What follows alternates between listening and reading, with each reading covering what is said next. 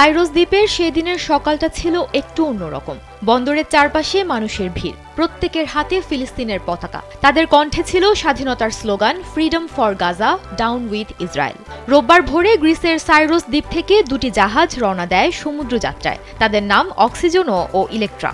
একটিতে পুরোপুরি গ্রিক নাবিকরা, আর অন্যটিতে রয়েছেন গ্রিস সহ আরও কয়েকটি দেশ থেকে আসা স্বেচ্ছাসেবীরা। তাদের গন্তব্য একটাই, অবরুদ্ধ গাজা। আর উদ্দেশ্যও স্পষ্ট, দখলদার ইসরায়েলকে পাত্তা না দিয়েই ফিলিস্তিনের গাজা উপত্যকায় মানবিক সহায়তা পৌঁছে দেয়া।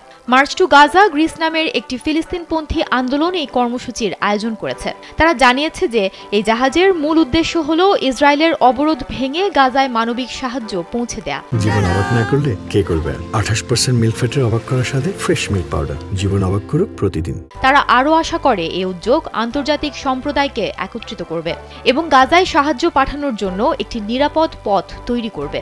গেল 31 অগস্ট স্পেন থেকে এই নৌবহরের যাত্রা শুরু হয়। প্রথম অংশে ডজন খানেক ছোট জাহাজ আছে, যেগুলোতে চিকিৎসক, মানবিক কর্মী এবং জরুরি সাহায্য সামগ্রী রয়েছে।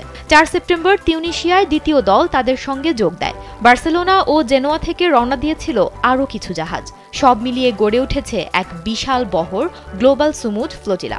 এর আগে যতবার চেষ্টা হয়েছে, সাধারণত একক নৌকা ইসরায়েলি বাহিনী আটকে দিয়েছে, যাত্রীদের গ্রেপ্তার বা ফেরত পাঠিয়েছে। কিন্তু এবার পরিস্থিতি ভিন্ন।